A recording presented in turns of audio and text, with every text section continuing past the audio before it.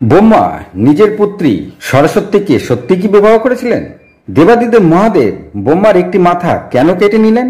আর ভগবান ব্রহ্মার কেন পূজা হয় না? তো নমস্কার শ্রোতা ভক্তরা, আজ আমরা জানবো ব্রহ্মার অজানা ও দুর্লভ তথ্য। তো শ্রোতা ভক্তরা খুব মন দিয়ে শুনবেন, শেষ পর্যন্ত এই কথা শোনার জন্য অনুরোধ রইল। না হয় এই কথাটি বারবার শুনুন। শাস্ত্রে উল্লেখ রয়েছে যে জীবজগৎ সৃষ্টিকারী ব্রহ্মা নিজের কন্যাকে বিবাহ করেছিলেন। এই কথাটা কতটা সত্য অথবা আসল তথ্যটা কি, আজ আমরা পুরো সঠিক তথ্য জেনে নেব। তো লোকমুখে প্রচলিত রয়েছে যে ব্রহ্মা নিজের কন্যার সঙ্গে শারীরিক সম্বন্ধ করেছিলেন। তো ভক্তরা, আপনি কি জানেন ভগবান ব্রহ্মা কতগুলি বিবাহ করেছিলেন? তো ভক্তরা, শাস্ত্র অনুসারে এই বিশ্বজগতের তিনজন ভগবান রয়েছে, যাদের নাম ব্রহ্মা, বিষ্ণু ও মহেশ্বর।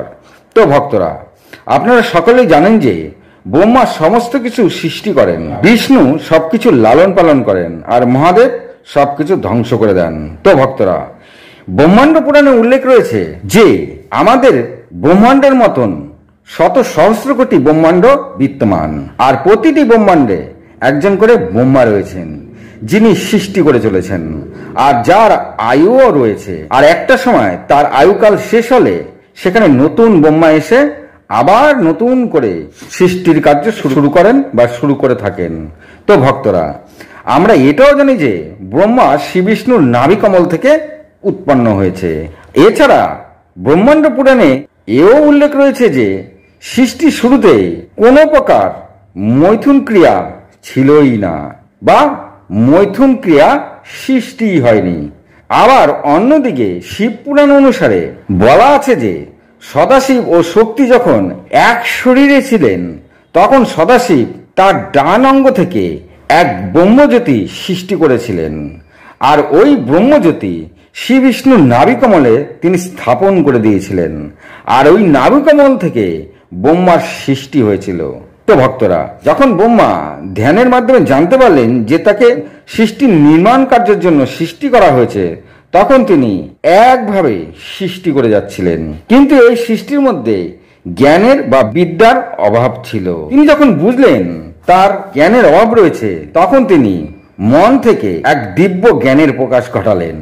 ওই দিব্য প্রকাশ স্ত্রী রূপে তার মুখ থেকে শুভ্র জ্যোতি সম্পন্ন ধবধবে সাদা রঙের দেবী সরস্বতীর জন্ম হয়। তো ভক্তরা, দেবী সরস্বতী ভগবান ব্রহ্মার মন থেকে সৃষ্টি হয়েছিল বলে তিনি তার মানস পুত্রী হলেন। তো ভক্তরা, সবার প্রথম স্ত্রী রূপে দেবী সরস্বতীর জন্ম হয়েছিল।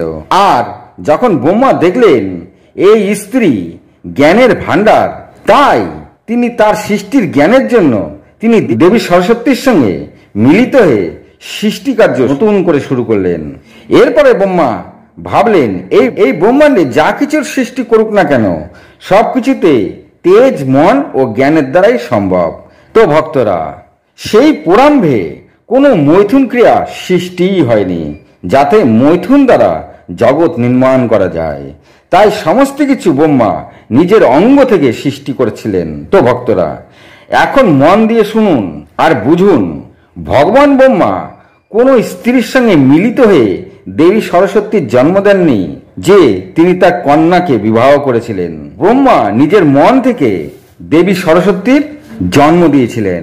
একদিকে সরস্বতী মানসপুত্রী ছিলেন, অন্যদিকে সৃষ্টির নির্মাণে ব্রহ্মাকে সাহায্য করছিলেন। আর এই কারণে দেবীকে কৃতি বলা হয়, অর্থাৎ যিনি প্রকৃতি থেকেই এসেছেন। যদি মৈথুন ক্রিয়া দ্বারা অথবা কোনো স্ত্রীর সঙ্গে মিলিত হয়ে সরস্বতীর জন্ম হতো, তবে অবশ্যই সরস্বতী দেবী ব্রহ্মার কন্যা হতো। তো এই কারণে সরস্বতীকে তার কন্যা বলা যায় না। তো ভক্তরা, খুব মন দিয়ে শুনুন। অন্যদিকে যে কারণ ছিল, যখন শ্রী বিষ্ণু ব্রহ্মাকে তার নাভি কমল থেকে জন্ম দিয়েছিলেন, তখন ব্রহ্মা না ছিল পুরুষ আর না ছিল তিনি স্ত্রী। তিনি শুভ্রজ্যোতি রূপে প্রকাশিত হয়েছিলেন, যাকে দেখতে পুরুষ মনে হয়েছিল, কিন্তু সে সময় ব্রহ্মার লিঙ্গের প্রকাশ ঘটেনি। তো ভক্তরা, মন দিয়ে শুনবেন, ব্রহ্মার নামকে আপনি ভাঙিয়ে দেখুন কি পাওয়া যায়। ভক্তরা একটু মন দিয়ে শুনবেন এই জায়গায়, ব্রহ্মার নামকে ভাঙিয়ে দেখুন কি পাওয়া যায়। ব্রহ্মযোগ মা ব্রহ্মা, অর্থাৎ ব্রহ্মা সবার পিতা ও মাতা।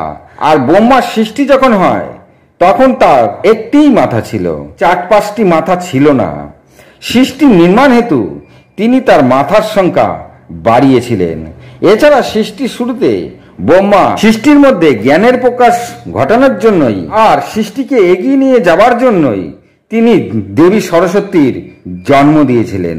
তো ভক্তরা, ব্রহ্মা যত সৃষ্টি কার্য আগিয়ে নিয়ে যেতে থাকেন তত তার কার্য বেড়েই যেতে থাকে। আর তাই তিনি তার জ্ঞান ও মাথাকে আরো বাড়িয়ে দিয়েছিলেন। এই 4 মাথা ব্রহ্মা নিজের সৃষ্টি কার্যের জন্য বাড়িয়েছিলেন, নিজের রূপকে পুরুষ আকার করেছিলেন। এরপরে ব্রহ্মা ধ্যানের মাধ্যমে তিনি জানতে পারলেন যে আরো 2জন ভগবান রয়েছে। তাই তিনি নিজের সৃষ্টি ও তপ জ্ঞানে ওই 2জনের সঙ্গে মিলিত হয়ে ত্রিদেবের মধ্যে তিনি স্থান করে নিলেন। তারপরে তিনি আরো নানা সৃষ্টি কার্য বিস্তার করতেই থাকলেন। এরপরে তিনি দেবী সরস্বতীরও জন্ম দিলেন আর তার সঙ্গে মিলিত হয়ে জীব জগৎ সৃষ্টি করতে থাকলেন। এরপর আরো দ্রুত গতিতে সৃষ্টি করবার জন্য তিনি তার নানা অঙ্গ থেকে আরো অনেক বংশ সৃষ্টি করতে থাকলেন। এরপরে ব্রহ্মা দেবী সরস্বতীর মতন আরো 10 পুত্রকে জন্ম দিয়েছিলেন, যাদের মানসপুত্র বলা হয়। তারা যথাক্রমে অত্রি, অঙ্গিরা, পুলস্ত, মরিচি, পুলহ, ক্রেতু, ভৃগু, বৈশিষ্ট্য, দক্ষ ও নারদ। এরা সবাই ব্রহ্মার মানসপুত্র হলেও ব্রহ্মার অংশ বা স্বরূপই ছিল। ব্রহ্মা এদের সৃষ্টি নির্মাণ কার্যের জন্য জন্ম দিয়েছিলেন। আর এরা কোনো অংশে ব্রহ্মার থেকে কম ছিল না, তাই এদেরকেও প্রজাপতি বলা হয়। আবার একদিকে অনেকে ব্রহ্মার অঙ্গ থেকে জন্ম নিয়েছিলেন।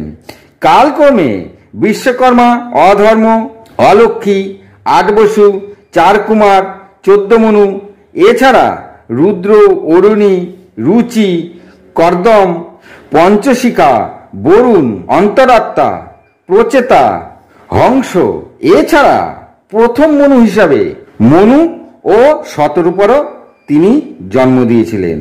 তো ভক্তরা, ব্রহ্মার মন থেকে উৎপন্ন হলেও তারা ব্রহ্মার বিভিন্ন অঙ্গ থেকে জন্ম নিয়েছিলেন। যেভাবে সরস্বতী তার জিহ্বা থেকে উৎপন্ন হয়েছিলেন, তেমন ভাবেই মন থেকে মরিচি, নেত্র থেকে অত্রি, মুখ থেকে অঙ্গিরা, কান থেকে পুলস্ত, নাভি থেকে পুলহ, হাত থেকে ক্রেতু, ত্বক থেকে ভৃগু, প্রাণ থেকে বৈশিষ্ট্য, আঙ্গুল থেকে দক্ষ, ছায়া থেকে কর্দম ঋষির জন্ম হয়েছিল। অন্যদিকে তার পিঠ থেকে অধর্ম জন্ম নিয়েছিলেন। তো ভক্তরা, জন্ম নেবার পরে জীবেরা নিজের জ্ঞান বৃদ্ধি করতে থাকে। তথাপি যদি সেই জীব জ্ঞান থাকা সত্ত্বেও জগতের কল্যাণ না করে বিপথে চলে যায়, তাই ভগবান বিষ্ণু সময় সময় নানা অবতারী নিয়ে তিনি ঠিক করে থাকেন এবং পুনরায় তিনি ধর্ম স্থাপন করে দেন। ঠিক একইভাবে সৃষ্টির কার্য গ্রহণ করবার জন্য এই জগতে ব্রহ্মা তার নিজেরও বেশ কিছু অবতার গ্রহণ করেছিলেন। বিষ্ণু পুরাণ ও ব্রহ্ম বৈবর্ত পুরাণে বর্ণিত রয়েছে যে ব্রহ্মা 7 বার অবতার নিয়েছিলেন। জগতের কল্যাণ হেতু পৃথিবীতে তিনি জন্ম নিয়েছিলেন। ভক্তরা, খুব মন দিয়ে শুনুন এই জায়গায়।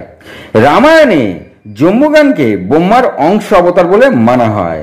আর অন্যদিকে ব্রহ্মার অবতারদের মধ্যে মহারিষি বাল্মীকি, মহারিষি কাশ্যপ, মহারিষি বৈশিষ্ট্য, চন্দ্রদেব, বৃহস্পতি, মহাকবি কালিদাস, মহারিষি মাতঙ্গ আর সর্বশেষে হলো জম্বুগান। তো শ্রোতা ভক্তরা, কেমন লাগলো একটি কমেন্ট করবেন।